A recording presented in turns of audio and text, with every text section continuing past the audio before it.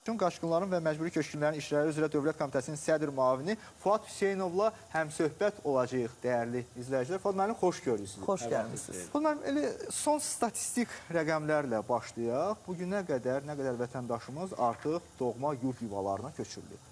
Teşekkür ederim. İlk olarak dəvətinize görə İctimai Televiziya Xəbəriniz Var proqramının yaradıcı heyətinə minnətdarlığımı bildirirəm və bu aktual mövzu ətrafında fikir mübadiləsi aparmaq şərəfinə görə dərin təşəkkürümü bildirirəm.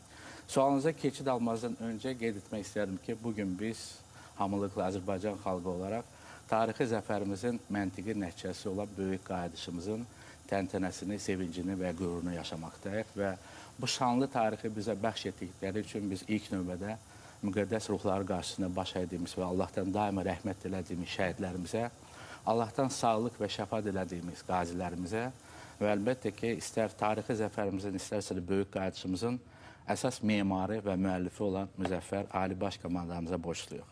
Bugün fəxarətlə qeyd edə bilərik ki, böyük qayıdış dövlət proqramı uğurla icra olunmaqdadır. Qarabağımızda, Şərqi Zəngəzurumuzda sözlə ifadə oluna bilməyəcək tərzdə geniş miqyaslı bərpa quruculuq işləri aparılır. Torpaqlarımız minalardan və digər patlamamış hərbi sursatlardan təmizlənir. Yeni infrastruktur yaradılır və keçmiş məcburi köçkün soydaşlarımızın öz doğma torpaqlarına qayıdışı üçün beynəlxalq qanunvericiliyi təsbit olunmuş tərzdə könüllü, təhlükəsiz və ləyaqətli tərzdə qayıdışı üçün Azərbaycan dövləti tərəfindən ali rəhbərlimizin başçılığı ilə hər bir şərait yaradılır. Onu da qeyd etmək istərdim ki, dünya səviyyəsində öz unikallığı ilə səciyyələnən böyük qayıdış, istər miqyasına, istərsə də işğal dövründə məruz qaldığı dağıntıların həcminə görə ölkəmizin prezidentinin sərəncamı ilə Azərbaycan Respublikasının 2030-cu ilədək qarşıda duran sosial-iqtisadi inkişafa dair 5 milli prioritetlərdən biri kimi müəyyənləşdirilmişdir. Və məhz bu prioritetin reallaşması məqsədi ilə ölkə prezidentinin 16 noyabr 2022-ci il tarixli sərəncamı ilə ilk dəfə olaraq Azərbaycan Respublikasının işğaldan azad edilmiş əraziləri böyük qayıdışı dair birinci dövlət proqramı təsdiqlənmişdir. Bugünədək artıq 37 yaşayış məntəqəsinə böyük qayıdışın start verilib, böyük qayıdış salnaməsi başlanıb.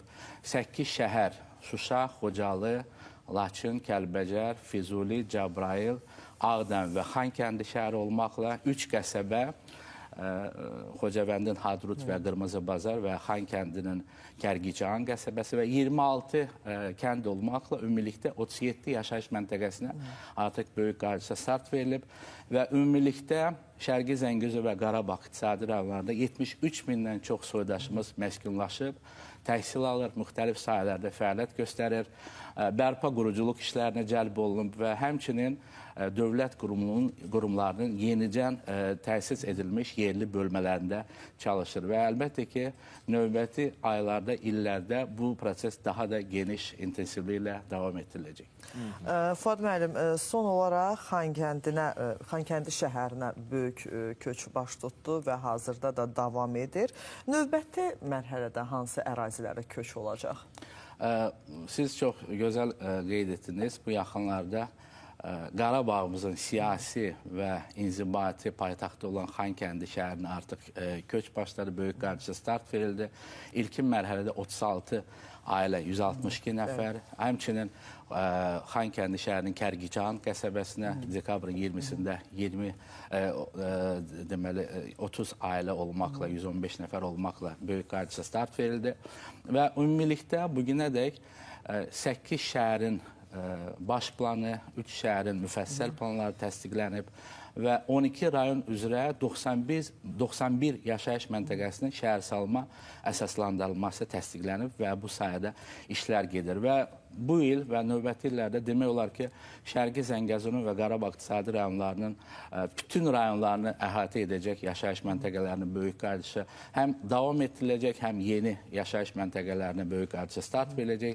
Yəni, coğrafi areal günü-gündən genişlənir və qeyd edə bilərəm ki, Dövlət Komitəsi bu günlər sözün əsl mənasında gücləndirilmiş iş rejimində fəaliyyətini qurur. Demək olar ki, hər həftə püşkatma mərasimləri keçirilir. Hər həftə köç karvanları yola salınır və onu da qeyd etmək istərdim ki, son aylarda keçmiş məcburi köçkün soydaşlarımız tərəfindən qayıdışa həvəs, maraq daha da artıb, kəskin artıb və bütün bunlar nəzərə alaraq Dövlət Komitəsinin rəhbər heyəti həftənin hər iş günü keçmiş məcburi köçkün soydaşlarımızın qəbulunu təşkil edir. Bir də prioritet olaraq kimlərə daha çox üstünlük verir? Yəni mərhələli şəkildə biz dedik ki, bu həyata keçirilir. İlkin mərhələdə daha çox kimlərə üstünlük verir? Bir də təbii ki, ora qayıdandan sonra hansı sosial güzəştlər var? Çünki bu da önəmlidir.